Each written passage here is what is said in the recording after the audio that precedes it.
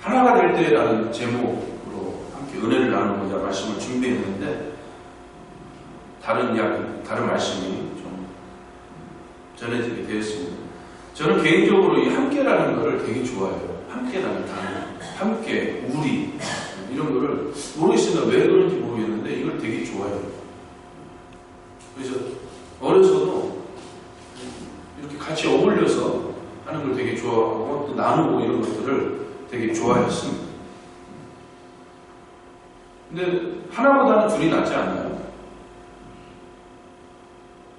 전도서 4장 말씀인가요? 전도서 4장에 보면 세 겹줄에 대해서 나오죠. 한 겹줄은 쉽게 끊어지지만 세 겹줄은 끊어지지 않는다는 거. 우리 하나님께서도 주님께서도 이 하나 되는 것을 되게 원하시고 좋아하시는 것 같아요. 그래서 성경 여러 곳에서 같은 마음을 이야기를 하고 같은 생각을 이야기를 하고 한 마음 한 뜻이 되기를 원하는 한 뜻이나 생각이 같네요. 이렇게 하나 되기를 원하시는 그런 모습들이 많이 나타납니다. 그리고 오늘 본문 말씀으로 잡은 이 부분에서도 즐거워하는 자들과 함께 즐거워하고 우는 자들과 함께 올라 서로 마음을 같이 하라 이렇게 말씀을 하고 계십니다. 그리고 고린도전서 1장 10절에서도 같은 생각, 같은 마음을 품으라 라고 말씀을 합니다. 근데 왜 이렇게 하나 되기를 원하실까? 하나님께서는, 우리 주님께서는 왜 하나 되기를 원하시는가? 왜 함께 하기를 원하시는가? 거기에는 분명한 이유가 있어요. 그 분명한 이유가 있는데 그 분명한 이유는 끝부분에 가서 말씀을 드리도록 할게요. 여러분, 하나가 된다는 것이 어떤 것일까요? 하나가. 어떻게 하면 하나가 될 수가 있어요? 마음을 같이 하는 건데 어떻게 해야지 마음을 같이 할 수 있어요? 오늘 본문에서 뭐라고 얘기하냐? 즐거워하는 자들과 함께 즐거워해라. 우는 자들과 함께 울어라. 마음을 같이 할 수 있는 방법을 이야기를 해주고 계셔요. 함께 웃고 함께 울라. 이게 마음을 같이 할 수 있는 방법이라는 것이죠. 여러분, 이게 우리 심리상담을 들어가면은 상담하러 오면은 라포 형성이라고 해서 그분이 편안한 상태에서 마음을 열고 속에 있는 것을 쏟아낼 수 있게끔 하는 게 라포 형성이라고 하는데, 그 다음에 가장 중요하게 여기는 것이 뭐냐면은 공감의 공감. 상대하고 이야기를 할 때 상대가 이야기하는 거를 들어주고 조언을 해주는 게 아니고, 이건 상담이 아니에요. 말 그대로 조언이지. 그 얘기를 듣고 그 사람이 그 문제를 스스로가 발견할 수 있게끔 만들고, 발견해서 그것을 스스로가 어떻게 해결해 나갈 수 있는가를 깨닫게 해주는 거거든요. 이게 상담인데, 이 상담을 할 때 가장 중요한 부분이 공감입니다. 공감. 공감할 수 있는 것 중에 가장 좋은 방법이 오늘 15절에서 이야기하고 있는 거예요. 즐거워하는 자들과 함께 즐거워하고 우는 자들과 함께 울어라. 그러니까 이 모습이, 함께 울고 함께 우는 이 모습이 우리들 가운데에 나타난다면 어떨까? 같이 한마음 한뜻으로 하나 되지 않을까, 이런 생각을 해봅니다. 당연한 결과가 아닌가, 그런 생각을 또 해봐요. 먼저 그에 앞서서 우리 하나님도 우리 예수님이 하나님이지 않습니까? 성삼위일체 하나님이시죠. 하나님도 우리와 함께 울고 우리와 함께 웃고 계신다는 거 아세요? 예수님도 우리와 함께 울고 계세요. 놀라운 사실을 발견했죠. 예수님이 이 성경 말씀을 쭉 들여다보면은 예수님이 3번 우셔요. 예수님의 눈물에 대해서 여러분 설교를 몇 번 했었는데 3번 우셨다고 했잖아요. 한 번이 아니라 순서 없이 그냥 이야기하면은 예루살렘 성전을 보고 한번 우셨죠. 예루살렘 성전이 무너질 것을 아시고, 돌 위에 돌 하나도 남겨지지 않고 완전히 무너질 것을 아시고 너무 슬피 우셨어요. 그 예루살렘이 무너질 때 그 비참한 상황을 예수님께서 미리 알고 계셨기 때문에 너무나도 슬피 우셨어요. 실제 70년 뒤에 예루살렘이 멸망을 할 때 역사학자 요세푸스가 쓴 그 역사 기록물을 보게 되면은 어느 정도 비참한 상황이었느냐. 그러니까 그 군대가 예루살렘 성을 포기하니까 어떻게 오고 갈 방법도 없잖아요. 그러니까 먹을 거리가 떨어지고 하니까 너무 기아에 시달리다 보니까 자기 자녀를 삶아서 구워먹는, 잡아먹는 이런 상황까지 나타나는 거예요. 그 정도 비참한 최후의 상황을 맞이하게 됩니다. 그 이유가 뭐냐? 왜 예루살렘이 그토록 정말 비참하게 처참하게 무너졌는데 예수 그리스도를 십자가에 못 박은 거에 대한 결과는 결과. 그러니까 예수님이 그 내용을 미리 아시고 예루살렘 성전 무너질 걸 보고 슬피 우셨던 거지. 그리고 또 한 번 우신 거는 십자가 고난을 그 십자가 순환에 앞서서 예수님이 겟세마네 동산에 올라가셔서 기도를 하셨잖아요. 제자들을 저 멀리 놔두고 조금 떨어져서 예수님이 새벽녘에 겟세마네 동산에서 기도를 하실 때 그 땀방울이 떨어져 핏방울처럼 됐다라고 그 얼마만큼 처절하게 울부짖으면서 기도를 하셨는가.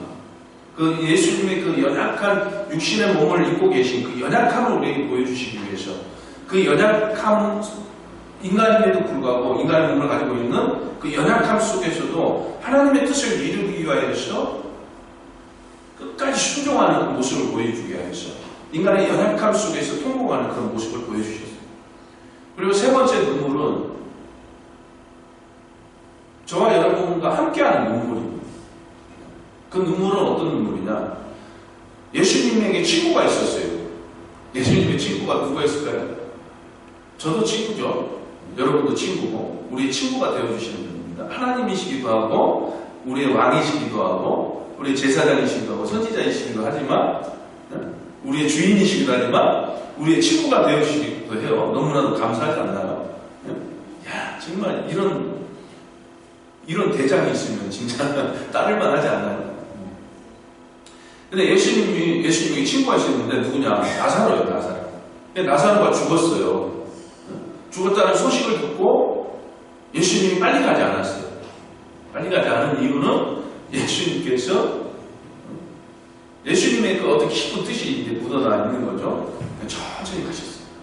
천천히 가시고, 나사로의 동생, 여동생들이죠. 마르다와 마리아가 있는데,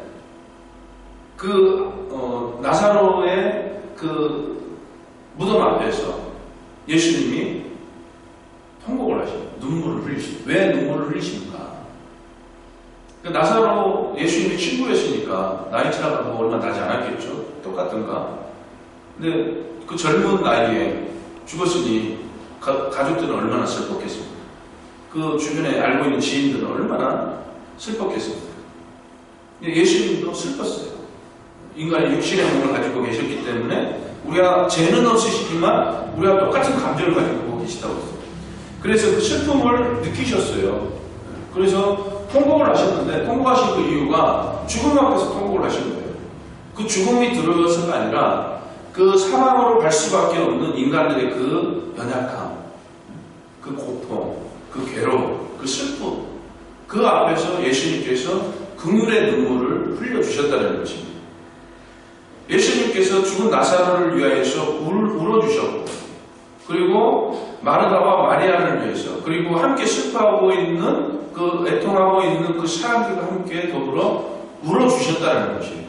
예수님께서 먼저 이렇게 당신의 사람들을 위해서 울어주셨다는 것입니다. 그 예수님이 오늘날에도 우리들과 함께 계시면서 우리의 연약함을 보시고 또 우리의 그런 상황을 보시면서 함께 울어주고 계신다는 이 사실을 믿으시기 바랍니다. 아멘. 성령께서 내 안에서 탄식하시고 근심하신다고 했어요. 이게 나와 함께 울어주고 계시는 성삼위일체 하나님의 모습이라는 것입니다. 그리고 함께 기뻐해 주시기도 하셔요.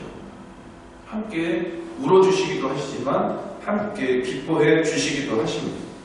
우리 하나님께서는 제약된 길에서 돌아오는 그 자녀들을 얼마나 기쁨으로 맞이해 주시는지. 신랑이 신부를 맞이하는 그 기쁨과 같다고 했어요. 이사야에서 말씀을 보면. 결혼하는 신랑과 신부가 있어요. 신랑이 신부를 맞이하는 그 기쁨. 신랑 되셨던 분들은 다 아시겠죠. 물론 신부도 기쁨이었겠죠. 그 정도로 기쁘게 여겨주신다는 것입니다. 하나님께서. 그리고 우리를 얼마나 존귀하게 여기시는가. 그리고 얼마나 보배롭게 여기시는가. 이것도 이사야서에 나오죠. 내가 너를 보배롭고 존귀하게 여기노라. 내가 너를 사랑하노라 라고 말씀하십니다. 그러니까 이 존귀하게 여긴다는 단어는 진짜 너무나도 귀하게 여긴다는 것입니다. 하나님의 사랑을 이야기했잖아요.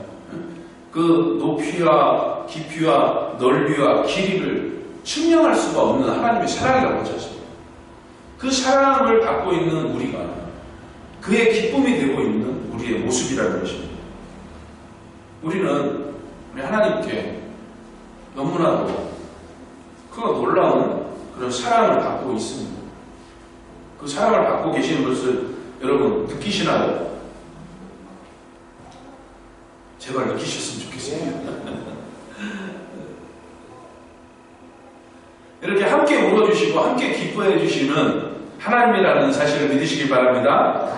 그럼 여러분에게 한번 물어볼게요. 이렇게 나를 위해서 울어주시는 주님이신데 여러분은 주님을 위해서 울어보셨습니까? 주님을 위해서 울어보신 분 있으시면 두 손 다 들어보셔요. 주님은 우리를 위해서 우는데. 그러면 또 하나 물어볼게요. 그러면 주님을 위해서 기뻐해 보셨나요? 주님은 우리를 너무나도 존귀하게 여기시고 너무나도 사랑하시고 너무나도 기뻐하시고 우리는 어떻습니까? 여러분은 어떻습니까? 감히 말씀을 드리는데 저는 주님을 위해서 울고 주님을 위해서 기뻐하고 살아갑니다. 주님을 위해서 운다는 건 뭘까요? 이게 여러 가지가 있는데 그 눈물은 회개로부터 시작해요. 내가 죄인이라는 것을 알고 정말 하나님 앞에 야곱이 고백한 것처럼 버러지 같은 내 자신을 발견할 때 눈물을 쏟아내지 않을 수가 없어요. 내가 죄인이라는 걸 알 때, 내가 죄인이라는 것을 발견해요. 정말 하나님 앞에 너무나도 부끄러워. 그 무엇 하나 내세울 것 없는 정말 쓰레기 같은 존재였구나라는 것을 발견할 때 이 회개의 눈물이 쏟아지지 않을 수가 없어요. 이게 바로 주님을 위한 눈물이라고 할 수가 있습니다. 그리고 그 과정을 넘어서면은 주님이 나를 위하여 십자가에서 물과 피를 다 쏟아주신 그 은혜를 알고 하나님의 그 놀라운 그 사랑을 알게 되면은 이 감사의 눈물이 나올 수밖에 없어요. 예수 그리스도를 통하여서 내가 새 생명을, 새로운 삶을 살아가는데 이거 감사하지 않을 수가 없다니까요. 주님을 떠나 있을 때는 아름다운 꽃을 봐도 예쁘다라고 끝나는데 주님을 알고 나서 보니까 그 아름다운 꽃이 얼마나 아름답고 그 향기가 얼마나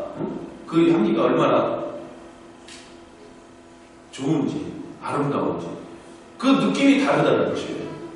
이러한 새로운 삶을 살 수밖에 없는 살아갈 수 있는 그런 환경 여건들을 조성을 해주시니까 이거 감사하는 거예요. 너무나도 감사하다 보니까 눈물이 흐르는 거예요. 그 은혜의 눈물이 마를 날이 없다고 제가 말씀을 드렸지 않습니까? 여러분 이런 눈물을 흘리셔야 돼요. 이런 눈물을 많이 흘리셔야 돼요. 회개의 눈물, 감사의 눈물, 은혜의 눈물.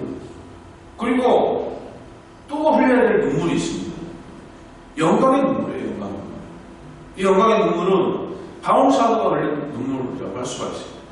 눈물을 흘렸다라고 명확하게 기록은 안 되어 있지만 제가 추정해 보건데 분명히 눈물을 흘렸다고 봐요. 그게 뭐냐? 예수님을 다메섹 도상에서 예수님을 만났을 때 눈이 멀었어요. 밝은 빛에 의해서 눈이 멀어서 3일 동안 식음을 전폐했다고 했어요.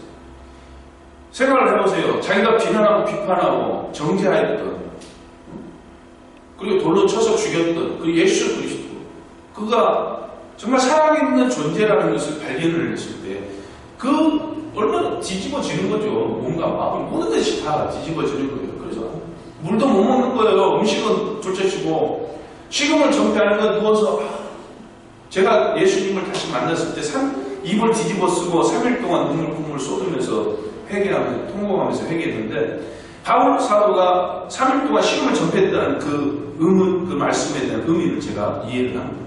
제가 비슷한 상황이었기 때문에. 그러면서 바울 사도가 뭐라고 고백을 했습니까? 주여 제가 무엇을 하고 있을까? 고백을 했어요. 주여 제가 무엇을 하고 있을까?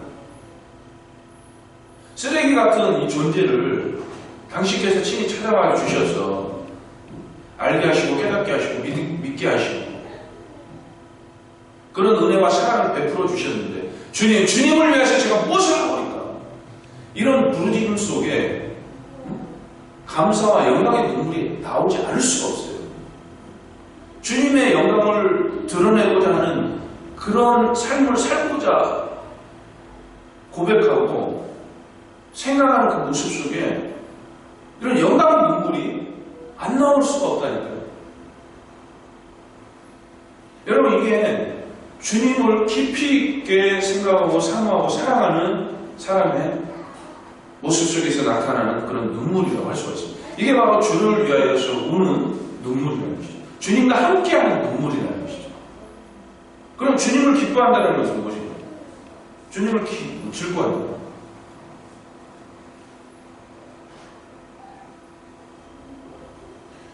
그에 앞서서 하나 더 물어볼게요. 주님을 위해서 물어봤냐 물어봤잖아요. 그럼 성도들을 위해서 물어보십니까? 성도들을 위해서 물어보셨어요? 안 물어보셨죠?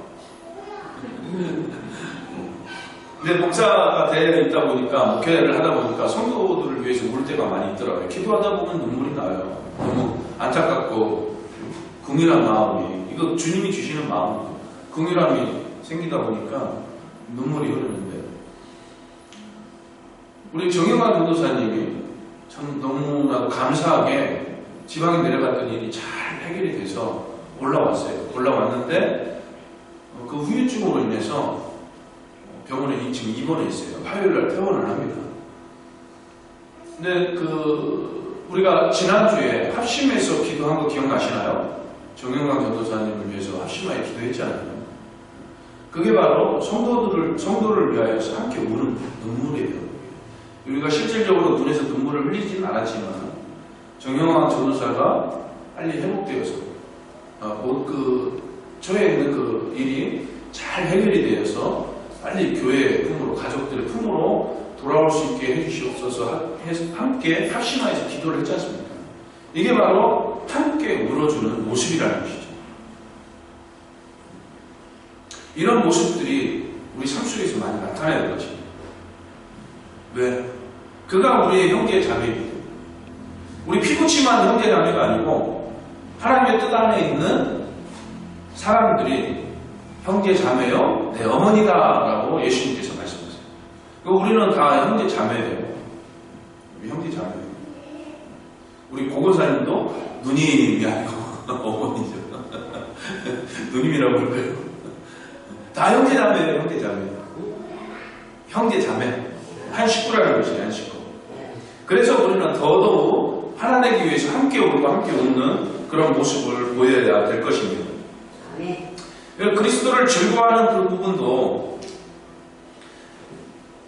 하나님께서 당신의 사랑을 보여주셨는데 누구를 통해서 보여주셨느냐? 예수 그리스도를 통해서 보여주셨어요.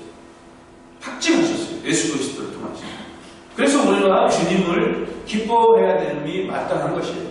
왜? 예수 그리스도를 통해서 내가 제사함을 얻었고 새 생명을 얻었고 영생의 복이 주어졌기 때문에, 그리고 그 영생의 복 안에 살아가고 있는 이 삶이 하나님의 사랑으로, 하나님의 은혜로 가득 채워져 있기 때문에 너무나도 감사하잖아요. 근데 조건이었는데, 그 사랑과 은혜가 주어지는 조건이었는데 그 조건이 바로 예수 그리스도라는 것이죠.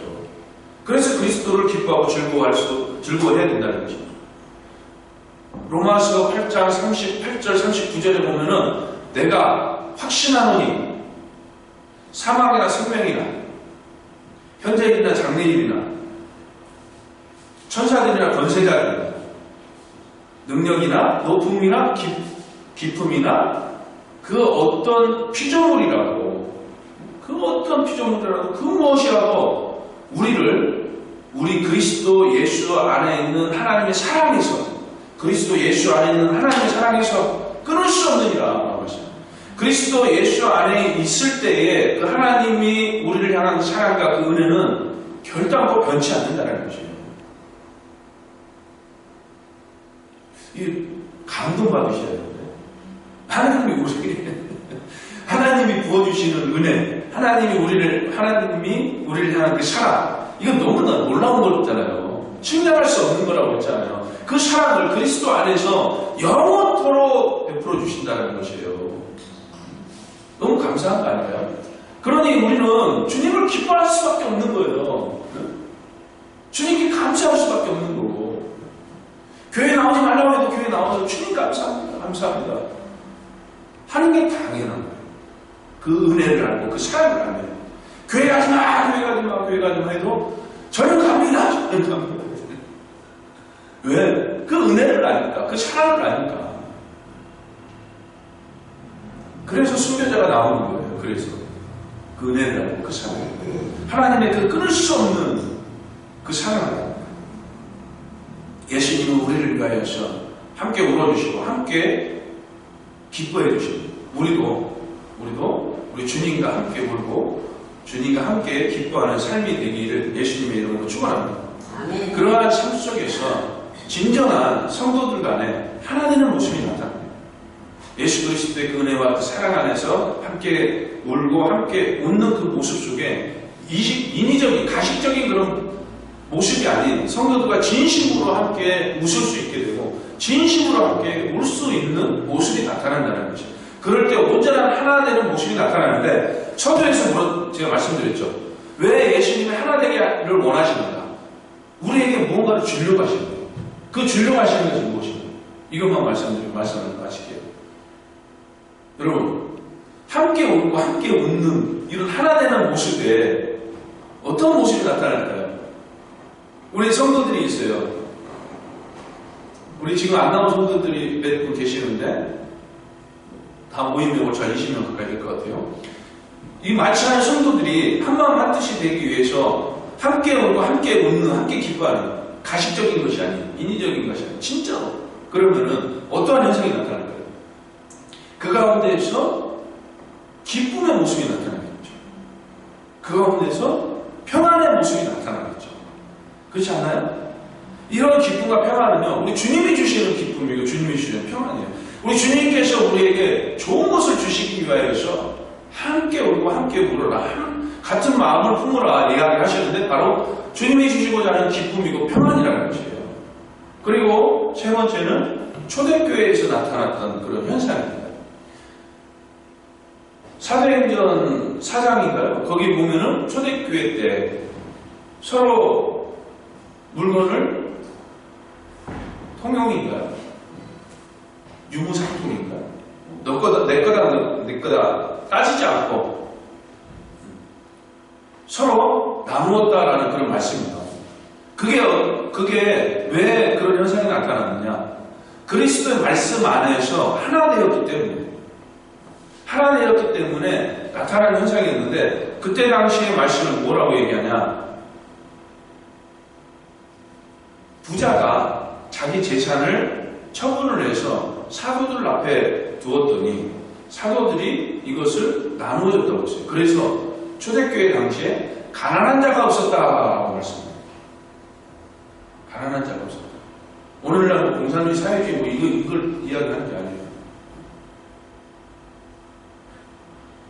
어떻게 이념 사상을 이야기하는 것이 아니고 이 가난한 자가 없었다는 것. 그러니까 교회 내에서 성도들 간에 가난한 자가 없었다는 것. 이거는 함께 울고 함께 웃는 하나 되는 그런 모습 속에 나타나는 것이죠.